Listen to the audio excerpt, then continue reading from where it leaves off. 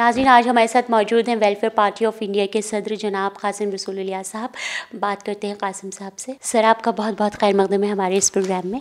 Sir, सबसे पहले मैं आपसे ये सवाल करना चाहूँगी कि आपकी पार्टी का, वेलफेयर पार्टी ऑफ इंडिया का एजेंडा क्या है? देखिए, वेलफेयर पार्टी ऑफ इंडिया एक पॉलिटिकल पार्टी है और पॉलिटिकल पार्टी होने की हैसियत से हमारा बहुत क्लियर एजेंडा है। हम चाहते हैं कि पार्लियामेंट और असम्बलियों में हमारे नुमाइंदे आएँ और यहाँ हमें हुकूमत करने का मौका मिले। देखिए, वेलफेयर पार्टी ऑफ इंडिया जो ऑलरेडी मौजूद पॉलिटिकल पार्टीज़ है उनमें इजाफा नहीं है। इस वक्त में 1900 पार्टियाँ रजिस्टर्ड हैं इलेक्शन कमीशन ऑफ इंडिया से। तो हम ये नहीं कह सकते कि वेलफेयर पार्टी इज़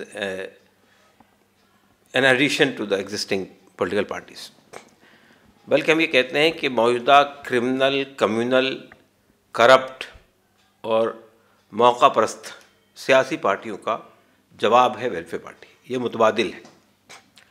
जब हम ये कहते हैं कि ये मुतबादिल है पार्टी, तो इसमें एक बहुत बुनियादी बात यह है कि welfare party of India value based politics में बिलीव करती है, यानी इक़दार पर मबनी सियासत। जब हम इक़दार पर मबनी सियासत कहते हैं तो उससे मुराद ये होती है कि हम समाज को caste, community, region, religion, language की बुनियाद पर तकसीम नहीं करते। हम पूरे मुल्क को एक नज़र से देखते हैं, तमाम इंसानों को एक नज़र से देखते हैं। हम वोट बैंक बनाने में और समाज सेकुलर इक़दार की पार्टी कहा जाए? नहीं, सेकुलर पार्टियां तो हर पार्टी ये कहती है कि वो सेकुलर इक़दार की पार्टी, लेकिन हर पार्टी समाज के अंदर दरारें पैदा करती है, समाज में दीवारें खड़ी करती है, वोट बैंक क्रिएट करती है और इंसानों को मुख्तलिफ मज़हब, ज़बान, लैंग्वेज, कल्चर की बुनियाद पर डिवाइड करती है। हमारी पार्टी पूरे मुल्क के तमाम इंसानों की पार्टी है और सबको एक नज़र से देखती है। और हम ये कहते हैं कि हम यानी इन बुनियादों पर वोट बैंक नहीं बनाते। हमारे एड्रेसिस सब लोग हैं, लेकिन जो समाज के दबे हुए, पिसे हुए, कुचले हुए और महरूम तबक़ात हैं वो हमारी प्रायोरिटी लिस्ट में सरे फहरिस्त हैं। सर, आपको क्या नहीं लगता कि जो पहले से मौजूद हैं पार्टियाँ इस तरह की, जैसे आपकी वेलफेयर और भी बहुत सारी पार्टियाँ, वो इस तरह मुत्तहिद होकर एक प्लेटफॉर्म पे अगर जमा हो जाएं तो ज़्यादा अच्छा, मजबूत एक प्लेटफॉर्म बन जाएगा और अच्छी एक क़यादत दे सकेंगे आप? देखिए, जिन पार्टियों के आइडियोलॉजी और उनके नज़रियात हमसे मेल खाते हैं उनके साथ अलायंस करने में हमको कोई इख्तलाफ नहीं है। लेकिन ये हो सकता है कि कभी कभी ऐसे हालात पैदा होते हैं मुल्क में, जैसे इस वक्त के हालात हैं कि फस्ताई और फ़िरक़ापरस्त ताकतें इक़्तिदार पे आने की कोशिश कर रही हैं। तो ऐसे हाल में इन पार्टियों के साथ में, सेकुलर पार्टियों के साथ में इत्तेहाद करके हम वोटों को तकसीम करने से रोकें तो इसमें हमें कोई इख्तलाफ नहीं। लेकिन जहाँ तक परमानेंट किस्म का अलायंस बनाने की बात है, तो जब हम ये कह रहे हैं कि हम क्रिमिनल, कम्युनल, करप्ट और मौका परस्त, अपॉर्चुनिस्ट पॉलिटिकल पार्टीज़ के साथ में से इत्तेफाक नहीं रखते हैं, तो ज़ाहिर बात है कि हम उनका मुतबादिल हैं। जब हम मुतबादिल हैं तो उनके साथ परमानेंट अलायंस बनाने की बात कैसे हो सकती है? ये बात तो आपने वाज़ेह कर दी कि आप अलायंस में जा सकते हैं आने वाले लोकसभा इंतखाबात में। अब इलेक्शन की बात कर लें अगर, तो आज दिल्ली में क्या पोजीशन रहेगी आपकी पार्टी की? कितने उम्मीदवार? देखिए, अगर आप पार्लियामेंट के इलेक्शन की बात कर रहे हैं तो हम पूरे मुल्क से 20 उम्मीदवार खड़ा कर रहे हैं, जिसमें केरला भी है, मगरब बंगाल भी है, महाराष्ट्र भी है, राजस्थान भी है और तेलंगाना है और आंध्रा है। और इसमें केरला में 5 या 7 अभी उनका फाइनल फैसला हो जाएगा आजकल में। इसी तरह 6 उम्मीदवार मगरब बंगाल में, 3 महाराष्ट्र में, 1 राजस्थान में, गुजरात में, तेलंगाना में और आंध्र में। ये इस वक्त में हमारा सरदस्त फैसला है। इसमें हज़फ व इजाफा हो सकता है इलेक्शन आने तक के। और अलबत्ता एक बात साफ़ है कि हमने मगरब बंगाल में एक कॉन्स्टिट्यूंसी का इंतखाब किया है। वो कॉन्स्टिट्यूंसी मुर्शिदाबाद की जंगीपुर कॉन्स्टिट्यूंसी है, जहाँ से मैं ख़ुद इलेक्शन फ़ाइट कर रहा हूँ। जंगीपुर कॉन्स्टिट्यूंसी का इंतखाब क्यों किया, ये सवाल आप कर सकती हैं। जंगीपुर जाने की 2 वजह है हमारी। एक वजह तो यह है कि हमने 2012 में जब वहाँ बाई इलेक्शन हुआ था और प्रणब मुखर्जी जब वहाँ से प्रणब मुखर्जी रिप्रेजेंट करते रहे, वो जब राष्ट्रपति बने, मुल्क के सदर जमहूरिया बने, तो वो जगह खाली हुई। तो हमारी पार्टी बने हुए सिर्फ 4 महीने हुए थे। हमने फैसला किया कि हम यहाँ से बाई इलेक्शन लड़ेंगे। प्रणब मुखर्जी का बेटा कॉन्टेस्ट कर रहा था वहाँ से उनकी जगह पर। हमने इलेक्शन फाइट किया। 20 या 25 दिन का वक्त हमें मिला टोटल। उसमें जितनी कन्वर्सिंग हम कर सकते थे हमने की। बहुत कम खर्च हमने किया, लेकिन अल्लाह के फजल से हमको 42,000 वोट वहाँ से मिले थे। डॉक्टर रईसुद्दीन साहब हमारी पार्टी के कैंडिडेट थे वहाँ से। तो एक वजह तो ये थी कि हम अब हमारी पार्टी को 7-7.5 साल हो गए हैं। मतलब पहली बार में अपने इतनी अच्छी फाइट दी कि उससे आपको तकवीत मिली और आपको ये जी बिल्कुल। दूसरी बात ये कि अब हमारी पार्टी को 7.5-8 साल हो गए हैं और मगरब बंगाल में हमारी पार्टी ग्रास रूट लेवल तक पहुँच चुकी है। इसके अलावा ये बात है कि ये जो कॉन्स्टिट्यूंसी है जंगीपुर, बल्कि पूरी मुर्शिदाबाद डिस्ट्रिक्ट जो है वो इंतहाई बैकवर्ड इलाका है। आप अगर वहाँ जाकर देखेंगे जंगीपुर के अंदर, तो वहाँ तालीम का कोई यूनिवर्सिटी नहीं है, बल्कि उसके बिल्कुल एडजेसेंट नाडिया डिस्ट्रिक्ट के अंदर 3-3 यूनिवर्सिटियाँ हैं, लेकिन वहाँ कोई यूनिवर्सिटी नहीं है, कोई अच्छा कॉलेज नहीं है, वहाँ अच्छे प्राइमरी और सेकेंडरी और हायर सेकेंडरी स्कूल्स नहीं है। इसके साथ साथ वहाँ एक दूसरा मसला ये है कि माशी एतबार से इंतहाई पस्त लोग हैं, यानी वहाँ पे कोई कारोबार नहीं है, कोई बड़े इंडस्ट्री नहीं है। बड़े पैमाने पर लोग मज़दूर पेशा लोग जो हैं वो पंजाब से लेकर केरला तक माइग्रेट होते हैं जॉब्स के लिए, और लेबर क्लास है, मजदूर तबका है। जी लेबर क्लास तबका है, और वहाँ कोई बड़ा कारोबार भी नहीं है। तो इस वजह से क्या है कि वहाँ बहुत बड़े पैमाने पर गुर्बत है, और ये वो डिस्ट्रिक्ट है जहाँ हर साल स्टार्वेशन डेथ होती है, भूखमरी के वाक़यात होते हैं। तीसरी बात यह कि 70% आबादी मुसलमानों की है। चौथी बात यह है कि यहाँ पर बेशतर लोग बीड़ी के कारोबार से जुड़े हुए हैं। तकरीबन आप कह सकती हैं कि 7-7.5-8 लाख लोग जो हैं बीड़ी के कारोबार से रुके हैं, छोटे छोटे बच्चे भी, ख़वातीन भी, और उनको पूरे दिन भर की मजदूरी से 100 या 150 रुपये मिलते हैं बस, और उसके नतीजे में उनको या तो टीबी हो जाती है या अस्थमा हो जाता है। कोई अच्छा हॉस्पिटल नहीं है, प्राइमरी हेल्थ सेंटर्स नहीं है। और आपको हैरत होगी कि ये वो कॉन्स्टिट्यूंसी है जहाँ से 2 बार प्रणब मुखर्जी ने इलेक्शन जीता था, और पिछले 2 बार से उनके बेटे इलेक्शन जीत रहे हैं। प्रणब मुखर्जी मुल्क के वज़ीर ख़जाना थे, बाद में राष्ट्रपति बन गए, और हमने जब 2012 का इलेक्शन लड़ा था तो हमने RTI में ये जानने की कोशिश की कि जो MP को फ़ंड मिलता है वो फ़ंड इन्होंने कहाँ यूटिलाइज़ किया, कहाँ खर्च किया। आपको हैरत होगी कि 7.5 लाख रुपये, 7.5 करोड़ रुपया लैप्स हुआ, इस्तेमाल ही नहीं हुआ। तो एक ये हमारे वहाँ से इलेक्ट होने वाले जो लोग हैं उनका उस कॉन्स्टिट्यूंसी के तय ये रवैया रहा है। पिछले 70 सालों में वहाँ पे किसी कम्युनल पार्टी की हुकूमत नहीं रही है मगरब बंगाल में। आसिम साहब, ये तो अलमिया है हमारे यहाँ की सियासत का। ये जो आपने एक मिसाल दी है, ऐसी बहुत सी मिसालें मौजूद हैं। बड़े बड़े लीडर्स हैं, वो फ़ंड वापस चला जाता है, यूज़ ही नहीं करते हैं, और यही वजह है कि जो गरीबी की सतह है वो उसमें इजाफा होता चला जा रहा है। यहाँ से एक सवाल और आपसे करना चाहूँगी कि आपने ये देखते हुए फ़ैसला लिया कि वहाँ मुसलमान गुर्बत की ज़िंदगी बसर कर रहे हैं, पसमानदा इलाका है, सिर्फ यही वजह रही कि आपकी पार्टी वहीं पर ही आप काम करते रहे और आपने और जगह स्टेट पे कहीं तवज्जो नहीं दी? क्योंकि आप एक आप प्रेसिडेंट हैं ना पार्टी के, तो आप वहीं रहते हैं, वहीं काम करते हैं, जैसे कि आपने बताया इलेक्शन भी वहीं से लड़ रहे हैं। तो यहाँ दिल्ली में अब इलेक्शन होने वाले हैं, यहाँ कौन जिम्मेदारी संभाल रहा है और आगे की आपकी हिकमत अमली क्या होगी? देखिए, पहली बात तो ये कि मैं वहाँ नहीं रहता हूँ, मैं तो यहाँ रहता हूँ, दिल्ली में रहता हूँ। पार्टी ने, वहाँ की स्टेट की वर्किंग कमेटी ने ये फैसला किया कि जंगीपुर से पार्टी के नेशनल प्रेसिडेंट को इलेक्शन लड़ना चाहिए। मैंने बताया कि हम मगरब बंगाल में 6 सीटों पे लड़ रहे हैं, जिसमें से एक सीट जंगीपुर की सीट है। अच्छा, दूसरी बात यह है कि ये जो मैंने आपको बताया कि सब यहाँ ये हमने इलेक्शन लड़ने का ज़रूर फैसला किया है, लेकिन सिर्फ इलेक्शन लड़ने का फैसला नहीं किया, बल्कि हमने इस कॉन्स्टिट्यूंसी को अडॉप्ट कर लिया है और इस कॉन्स्टिट्यूंसी के डेवलपमेंट के लिए मुख्तलिफ़ किस्म की स्कीमें हम यहाँ पे चला रहे हैं, पहले से चला रहे हैं और अब उसमें मज़ीद इजाफा करने जा रहे हैं तालीम के सिलसिले में, और वहाँ पे कुछ छोटी इंडस्ट्रीज़ डालने के सिलसिले में हम मुख्तलिफ़ लोगों से बात कर रहे हैं। हमने एक पूरा कंप्लीट डेवलपमेंट का एक विज़न और खाका तैयार किया है, और हमारी कोशिश ये है कि वहाँ के लोगों को यानी इस इंतखाबात में क्या होगा ये तो क़तई नज़र इससे, लेकिन हम वहाँ के लोगों को तालीमी एतबार से, माशी एतबार से और सियासी एतबार से एम्पावर करेंगे और उन्हें जो है हम उस मार्जिनलाइजेशन के गार से बाहर निकालेंगे। तो वहाँ के इलेक्शन का एजेंडा हो गया ना, तो वहाँ पे क्या देखते हैं आप कि जंगीपुर में कौन सी पार्टी ज़्यादा मजबूत आपको नज़र आ रही है, किससे आपकी सीधी फाइट है? देखिए वहाँ से जैसा कि मैंने आपको बताया कि जो एग्जिस्टिंग एमपी है वो कांग्रेस के हैं, लेकिन हमारा मानना ये है कि इस बार फाइट हमारी टीएमसी से होगी, कांग्रेस से नहीं होगी। कांग्रेस वहाँ पे बैक फुट पर है इस वक्त में, और पूरे मगरबी बंगाल में है और जंगीपुर में तो ख़ास तौर से, इसलिए कि लोग दो वजह से कांग्रेस को रिजेक्ट कर रहे हैं। एक वजह ये कि प्रणब मुखर्जी जो यहाँ से पार्टी यानी वहाँ के एक प्रेस्टिजियस एमपी रहे हैं वहाँ से, वो जब आरएसएस के हेडक्वार्टर चले गए तो लोगों के अंदर बड़ी मायूसी हुई कि भाई एक ऐसा आदमी जो कद्दावर शख्सियत कांग्रेस पार्टी का, जो मुल्क का वज़ीर ख़जाना भी रहा, जो मुल्क का राष्ट्रपति तक बना, और कांग्रेस सेकुलर पार्टी है, उसका इतना बड़ा आदमी जो है वो आरएसएस हेडक्वार्टर में जाके जो है वो उनके हेडक्वार्टर चले जाता है।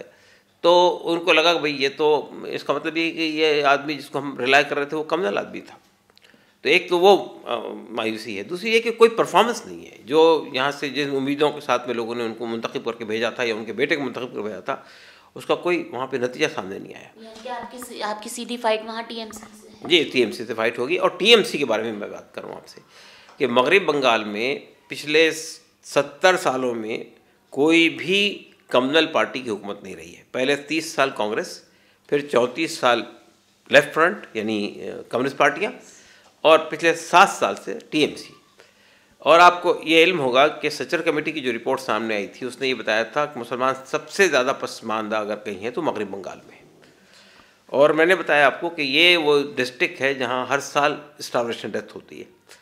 तो इससे ये बात साफ हो जाती है कि जहाँ पे मुसलमानों की आबादी 28% है मगरबी बंगाल में, और ये जितनी सेकुलर पार्टियाँ उनका बुनियादी और बेसिक वोट बैंक जो है वो मुसलमान है।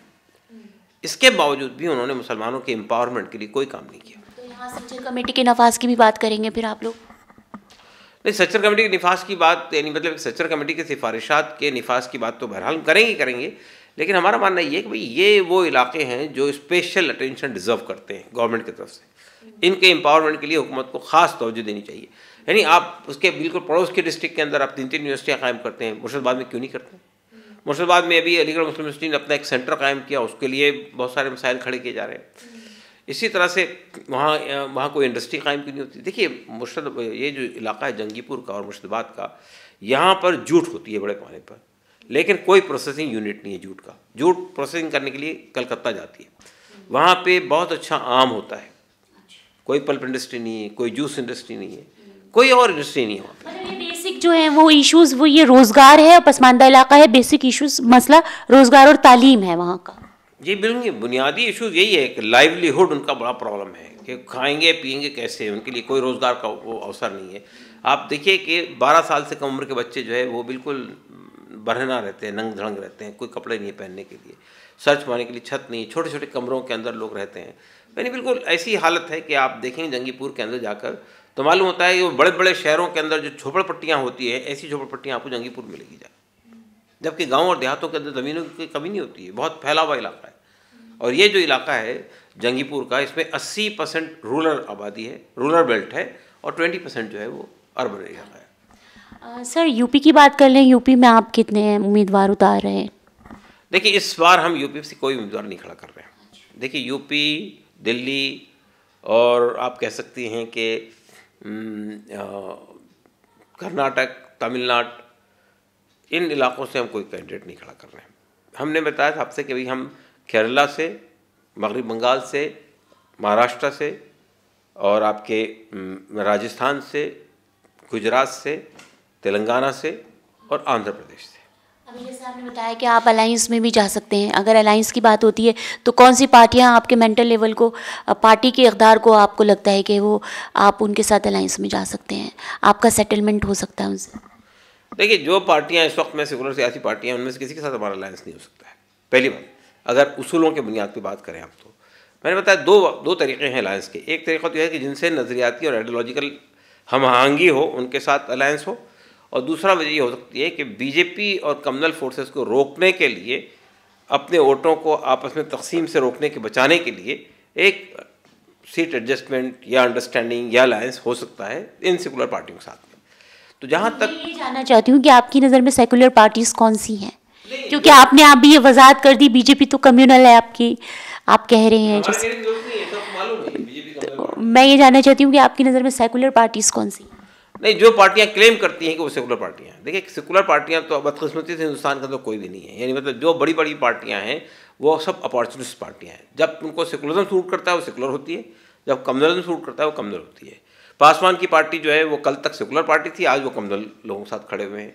इसी तरह ममता बनर्जी कल एनडीए के साथ में थी। जी जी बता रहा हूँ आपको, खुद कांग्रेस पार्टी इस वक्त में जो है वो सॉफ्ट हिंदुत्व की पॉलिसी भी चल रही है। तो मैं ये कहना चाहता हूँ, लेकिन मसला ये कि भाई बीजेपी और शिवसेना ये वो पार्टियां हैं जो ओपन कम्युनल और फासिस्ट पार्टियां हैं। यानी मतलब कि फासिज्म यानी आप कहते हैं फस्तायत और फासीवाद, ये इनका बुनियादी उभरा हुआ वो है। बाकी पार्टियां अपॉर्चुनिस्ट पार्टियां हैं, वो फासीवादी पार्टियां तो नहीं है, लेकिन उनको अगर कभी हिंदू कार्ड सूट करता तो हिंदू कार्ड खेल लेती हैं, कभी सेकुलरिज्म सूट करता तो सेकुलरिज्म हो जाती है। तो ये अपॉर्चुनिज्म उनके यहाँ पाया जाता है। और आप देखिए कि खुद कांग्रेस पार्टी ने जितने मसाइल इस वक्त में खड़े हुए हैं कम्युनल इशूज़, उसमें मेजर कंट्रीब्यूशन कांग्रेस पार्टी का है। तो ये प्रॉब्लम तो हर पार्टी के साथ में है, लेकिन बहरहाल असल में क्या है ना, आवाम खुद कंफ्यूज है, आवाम को पार्टीज ही इतना कंफ्यूज। देखिए अलायंस में पहले आप एक पार्टी को एक उम्मीदवार है किसी भी पार्टी का हो, आवाम उस पर भरोसा करके उसको वोट दे रही है, उसे ऐवान तक पहुंचा रही है। अब ये नहीं पता ना कि वो जीतने के बाद किस पार्टी के साथ मिल जाएंगे, किसके साथ अलायंस हो जाएगा। तो ये एक आवाम के साथ भी एक धोखा, एक ऐसा लगता है कि ये आपने उनको खड़े खड़े धोखा दे दिया, मतलब जालसाजी, ये भी एक जालसाजी है। ये बिल्कुल सही है, आपकी बात से मुझे 100% इत्तेफाक है। देखिए ये जो मसला है ना कि भाई, और हमारे मुल्क में ऐसा कानून बनना चाहिए कि पहले से ही वजाहत कर दें कि भाई अगर हम जीतते हैं तो हम इन पार्टी के साथ अलायंस में जा सकते हैं। ये धोखा भी अपने आप को ठगा हुआ महसूस ना करें आवाम, क्योंकि हर पार्टी ये कहती है कि भाई अगर हम जीत गए तो अलायंस में जाएंगे, ये क्लियर नहीं करते कि अलायंस में किसके साथ जाएंगे। इस इत्तेफाक, ये बात सही है आपकी। देखिए मसला क्या है असल में कि ये हमारे मुल्क में ऐसा कानून बनना चाहिए कि अगर कोई इंडिविजुअल कैंडिडेट या कोई किसी पर्टिकुलर पार्टी से वाबस्ता कैंडिडेट अगर वो जीतता है और अगर वो पार्टी चेंज करता है या अगर वो अपनी यानी सेकुलर बुनियादों पर वोट मांग के कम्युनल पार्टी के साथ जाता है तो उसको रिज़ाइन करना चाहिए, इसलिए उसने अपने आवाम के साथ धोखा किया। लेकिन ज़ाहिर है कि अभी इस तरह कोई कानून हमारे मुल्क में नहीं है, लेकिन बहरहाल लोग, अक्सर ऐसा होता है हिंदुस्तान में, अक्सर ऐसा होता है। तो हमारे मुल्क में एक सवाल बहुत ज़माने से सामने आ रहा है और इलेक्शन कमीशन को लोगों ने प्रपोजल भी दिया है कि राइट टू रिकॉल का कानून आना चाहिए। यानी अगर कोई आदमी को लोगों ने इलेक्ट करके भेजा और उसने उनके साथ विश्वासघात किया तो पब्लिक को ये मौका मिलना चाहिए कि उसको वापस बुलाए। इसलिए कि जिन लोगों ने भेजा था, जिन नुमाइंदों ने जिन उम्मीदों और तवक्कुआत के साथ उसको भेजा था, अगर उन्होंने उसने उसके साथ विश्वासघात किया है तो उन्हें रिकॉल का मौका मिलना चाहिए, हक मिलना चाहिए। एक बात आपसे जानना चाहूँगी कि ये जो वोट की जो अहमियत है, ये वोट की अहमियत आवाम में बेदारी का काम कौन पैदा करेगा? आप जिस तरह कह रहे हैं कि आप सरगर्म हैं, जंगीपुर में आपकी पार्टी बहुत सरगर्म है, तो आपकी पार्टी क्या आवाम में वोट की अहमियत पर भी जोर देती है और ये आवाम को सिखाने की कोशिश करती है कि अपना वोट किसको दें और वोट का सही इस्तेमाल करें? और क्या वहाँ पे भी वोट की ख़रीदो फरोख्त का चलन है? देखिए जहाँ तक वोट के अवेयरनेस और उसकी अहमियत का अंदाज़ा है, मेरे ख़्याल से हिंदुस्तान के अंदर इस अहमियत को तो तकरीबन हर आदमी जानता है। सवाल ये पैदा होता है कि बहुत सारे लोगों के वोट मिसिंग होते हैं, उनको उस वक्त तक पता नहीं चलता जब तक वोट डालने जाते नहीं है वो। मिसाल के तौर पर आप अंदाज़ा लगाइए कि मैं जो जंगीपुर से इलेक्शन लड़ रहा हूँ, मेरा इलेक्शन कार्ड खो गया, वोटर ID कार्ड खो गया। तो मैंने नए वोटर ID के लिए अप्लाई किया कि मेरा ये कार्ड खो गया, FIR किया और नया अप्लाई किया। तो जब उसको अप्लाई किया उसने कहा आपका तो नाम ही नहीं है वोटर लिस्ट में, जबकि मैं कई सालों से मुसलसल वोट दे रहा हूँ। तो मुझे लगा कि अच्छा हुआ मेरा कार्ड खो गया, नहीं तो मैं बैठा रहता आखिर वक्त तक के और कहता उनसे भाई मुझे वहाँ से लड़ना है इलेक्शन, तो कहते भाई आपको तो नाम ही नहीं है वोटर लिस्ट में। तो मैंने वोटर लिस्ट में अप्लाई किया था, वो अब नाम आ गया वोटर लिस्ट में। तो मैं कहना चाह रहा हूँ आपसे कि ये जो मसला है कि बड़े आम मसला है, आपके लोगों के साथ नाम जो है वोटर लिस्ट में से गायब है। जी, ये बहुत बड़ा मसला है। और अभी अबू साले शरीफ साहब जो एक बड़े यानी सचर कमेटी के अच्छे एक राइटर थे, उसके एक मेंबर थे, उन्होंने अभी पिछले दिनों यही काम शुरू किया है कि वोटर को कितने नाम मिसिंग है। उनका अपना अंदाज़ा ये है कि तकरीबन यानी अब वो एग्जेजरेशन भी हो सकता है, लेकिन उनका एक अंदाज़ा ये है कि तकरीबन 4 करोड़ मुसलमानों के नाम वोटर लिस्ट में नहीं हैं। और उन्होंने उसको बेंचमार्क बनाया है कि बहुत बड़ी तादाद है। तो इस पर काम हो रहा है पूरे मुल्क में इस वक्त में। मुस्लिम तंजीमें भी काम कर रही है, खुद हमारी पॉलिटिकल पार्टी जो है वेलफेयर पार्टी ऑफ इंडिया कई जगह पे उन्होंने ऑनलाइन रजिस्ट्रेशन का काम शुरू कर दिया है। जहाँ से जैसे ही इलेक्शन कमीशन ऑफ इंडिया ये कह रहा है कि भाई आप ऑनलाइन रजिस्टर करवाइए और ये खुला हुआ है, तो हमने अपने सेंटर बनाए हैं जगह जगह पे और लोगों को कह रहे हैं कि आप आइए हमारे ऑफिस में, हम रजिस्ट्रेशन करवा रहे हैं। तो ये काम हम मगरबी बंगाल में भी कर रहे हैं, जंगीपुर में भी कर रहे हैं। और जंगीपुर के अंदर एक और ख़ास बात यह है कि जंगीपुर से, जैसा मैंने आपसे बताया, कि बड़े पैमाने पर लोग माइग्रेट करते हैं दूसरी स्टेट्स में। तो हम ये जानने की कोशिश कर रहे हैं वो कहाँ कहाँ हैं, ताकि हम इलेक्शन के वक्त उनको वहाँ लाएँ वोट करवाने के लिए। इसकी भी कोशिश। आपने कहा कि मजदूर तबका ज़्यादा रहता है, और जहाँ जहाँ मजदूर तबका है तो उन्हें तो बिल्कुल होश ही नहीं रहता कि हमारा है शिनाख्ती कार्ड या नहीं है। और मैं बताना चाहता हूँ कि जंगीपुर वो जगह है जहाँ बहुत बड़ी तादाद में लोग पढ़े लिखे नहीं हैं, बड़ी तादाद में लोग मजदूर पेशा हैं, लेकिन यहाँ पर 80% वोटिंग होती है। हाँ, पूरे मुल्क में सबसे अच्छा तनासुब है मगरबी बंगाल के अंदर, मगरबी बंगाल आसाम में। तो ये समझा जाता है गरीब की अहमियत को समझते हैं। ये जो समझा जाता है कि गरीब लोग, पढ़े लिखे अनपढ़ लोग वोट नहीं देते हैं, ये बिल्कुल गलत बात है। हमारा मानना ये है कि जितने पढ़े लिखे लोग हैं, हाई फाई रहने वाले लोग हैं, न्यू फ्रेंड्स कॉलोनी जैसी जगहों पर रहने वाले लोग हैं, उनके यहाँ परसेंटेज आप जाकर देखिए 37%, 30% वोट परसेंटेज होता है। तो इसका मतलब ये है कि हमारे यहाँ जो जमहूरियत है वो बाकी है हमारे मुल्क के अनपढ़ गरीब तबकात की वजह से, पसमानदा तबकात की वजह से। बहुत अच्छा लगा कासिम साहब आपसे बात करके, और हमारी नेक ख्वाहिशात आपके साथ हैं। हमें उम्मीद है आपकी पार्टी आने वाले इलेक्शन में अच्छा मुजाहिरा करेगी। बहुत बहुत इंशाल्लाह। शुक्रिया, जज़ाकल्लाह।